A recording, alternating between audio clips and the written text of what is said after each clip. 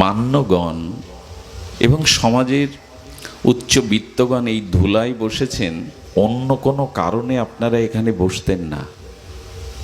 ভগবানকে ভালোবাসেন, তার নাম রূপ গুণকে ভালোবাসেন, তাই কত বিজ্ঞজন শ্রেষ্ঠজন হলেও এই ধুলাতে বসেছেন। ভগবানকে ভালোবাসলে ধুলাতে বসেও আনন্দ হয়, গড়াগড়ি দিয়েও আনন্দ হয়।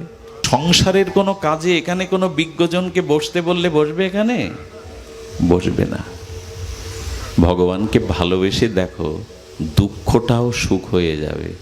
সুখ তো সুখই, দুঃখটাও সুখ হয়ে যাবে। জন্য ভক্তির এত মহিমা। জগন্নাথের রথাগ্রে মহাপ্রভুর প্রেম নৃত্য দেখে জগন্নাথ বিস্মিত হচ্ছেন, জগন্নাথ আনন্দিত হচ্ছেন।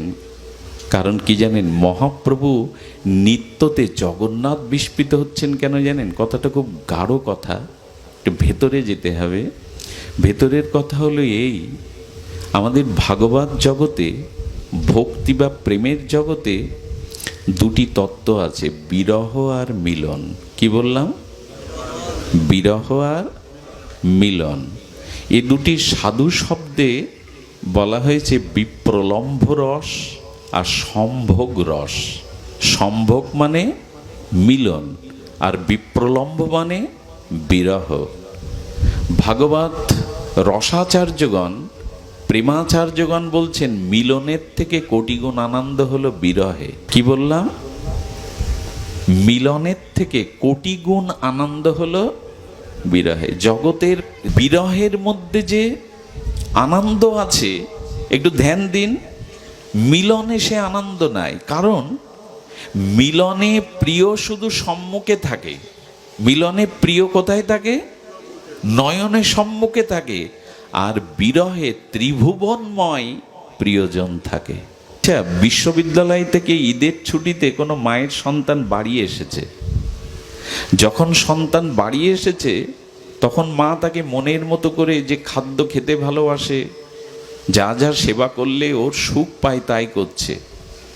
এখন বাড়ি এসেছে, 2-4 দিন কাটিয়ে ঈদের ছুটি বা পূজার ছুটি কাটিয়ে যখন যেদিন বিশ্ববিদ্যালয়ে ফিরে গেল, সেদিন মা অন্নটা মুখে দিতে গিয়েই থেমে গেছে। ছেলেটা খেয়েছে তো? বাড়ি থাকতে কিন্তু এই চিন্তা, কাছে থাকতে ছিল না। রাত্রে ঘুমাতে গিয়ে মনে করছে ছেলেটা রাত জেগে পড়ে, ওর শরীর খারাপ হয়নি তো?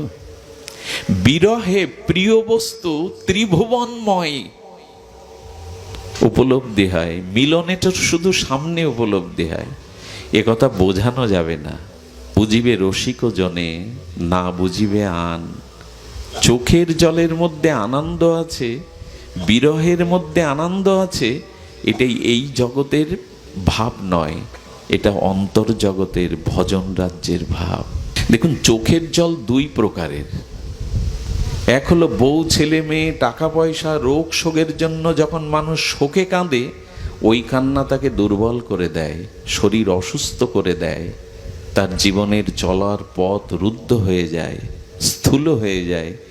কিন্তু ভগবানের জন্য যখন ভক্ত কাঁদে, তার অনন্ত জন্মের বোঝা হালকা হয়ে যায়, হৃদয় বড় স্বস্তি পায়। যেন বিষয়ীর কান্না আর ভক্ত প্রেমিকের ভগবানের জন্য কান্না, দুটোই নোনা জল, দুটোই চোখের জল, কিন্তু এক নয়।